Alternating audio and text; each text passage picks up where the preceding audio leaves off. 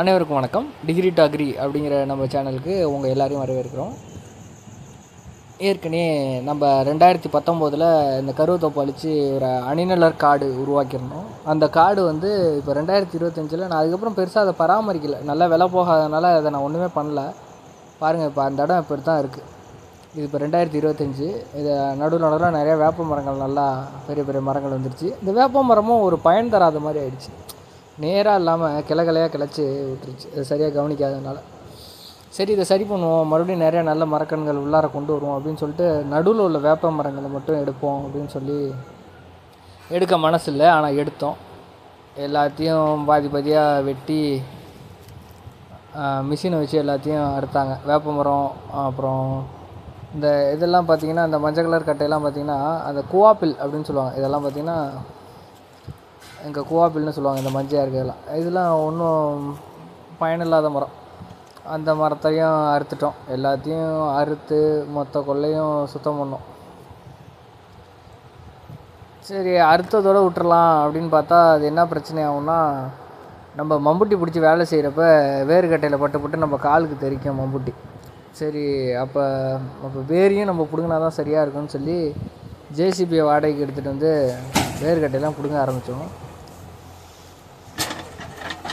இதெல்லாம் கூவாப்பில் வேர். கூவாப்பில் வேர்லாம் ரொம்ப பிடிமானத்தோடு இருக்காது. பிடிச்சி ஜேசிபி லைட்டாக ஆட்டி இழுத்தாலே இதெல்லாம் வந்துடும், இந்த கூவாப்பில் வேர்கட்டையெல்லாம். ஆனால் வேப்பமரம் வேர் அப்படி இல்லை. அது வந்து ஃபுல்லாக பூமிக்குள்ளே ஓடி நல்லா படர்ந்துருக்கும். எப்பயுமே நம்ம ஒரு அணிலர் காடை உருவாக்குறப்ப மரத்தை சரிவர திட்டமிட்டுறணும். இல்லை, அந்த மரம் பெருசாகிடுச்சுன்னா நம்மளால் அதை பிடுங்கிறதுக்கு மனசு வராது. இது வேறு வழி இல்லாமல் இப்போ இதை பிடுங்கணும். அப்போ அந்த வேப்ப மரமும் கிளை கிளைச்சிட்டதுனால அது வந்து நமக்கு பயன் தராது. ஏன்னா ஒரே கிளையாக ஒரு 20 அடிக்கு போனால் தான் அந்த வேப்ப மரமும் நல்ல விளைச்சி. இந்த வரையும் இதெல்லாம் வேப்ப மரம் வேர். நல்ல பெரிய பெரிய வேர்கள் வந்து கீழே ஃபுல்லாக பெரிய நீல வேர்களாக இருந்துச்சு. அந்த மாதிரி வேர்களை வச்சுட்டு நம்மளால் எந்த வேலையும் செய்யவும் முடியாது. வேறு